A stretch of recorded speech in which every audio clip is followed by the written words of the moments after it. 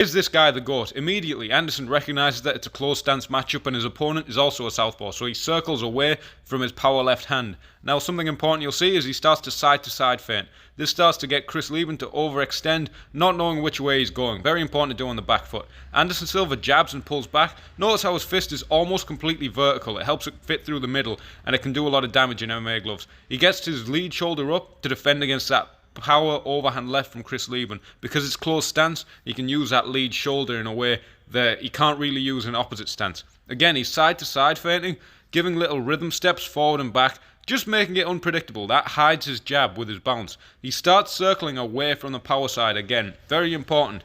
He changes his circling depending on whether he's fighting an orthodox or, in this case, another southpaw fighter. There's a small feint and a few little head feints. Jabs and hits across, just slipping Lieben's cross by a little bit. Look how he gets full extension on these punches. Because he knows he's counterfighting, he doesn't leap back into the punches. He just sticks his arm out because he knows Chris Lieben is providing the power. So he just shoots it out. Elbows tight as well. Look how tight his elbows are. There was one punch landed for Chris Lieben, but as he circles off away from the power side as well, that makes the angle for his left hand to come across the chin. I missed a bit, so let's come back a little bit, talk about the head kick. So again, he's circling away, keeping his elbows tight. Lieben overextends, no feints because it's like 2006, and that angle helps him wrap this shin around the side of his head. Even though Lieben's hand and shoulder was up, that kick comes across and hits around the ear. We've seen Anderson do that before against Yushin Okami. Now, 3 straight punches in a row. He doesn't go jab, cross, hook. He's all straight punches because he's accentuating his range advantage and making the most of it. Here, he's really good at ground and pound. See how every punch leads to a frame? He's got like a tie clinch on the floor here. Every punch leads into a frame. There he pushes with his left hand. Anderson Silva was the best ever at finishing someone he got hurt. No one was better. There he fits in another high kick and a jab, slightly leaning back, and another little switch to orthodox. That lines him up for a right uppercut and then a nice collar tie into a right knee. Let's look a little bit more. That's something very important. Any Anderson Silva finish, just pay so much attention to these frames. There he's framing on the back of the head. His elbows are down. Even when he's pushing, he doesn't let his elbows flare up towards the air. That push allows him to push him into space for the kick. Here he switches orthodox, which lines up that right uppercut.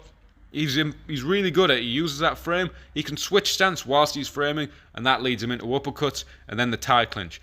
As Lieben's head started to go down, he started to pick the appropriate weapons. He uppercut the knees. Very simple stuff. There's Josh Koscheck. Remember him? The male nurse is still in the UFC, and he's not.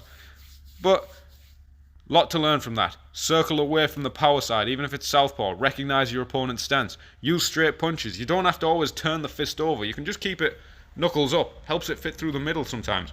You can make that angle as you circle out to the side. It helps that left hand land because it's coming across the chin. It helps that high kick land because it's coming across the back of the head. Even if they get the hands up, that foot's going to sneak around and hit the ear and the back of the head.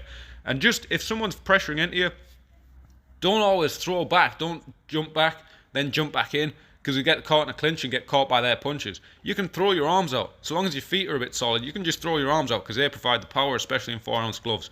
And when you start to finish someone, frame, C-cup, uppercuts. You can use that to disguise stance switches. You're always using that punch to replace your frame.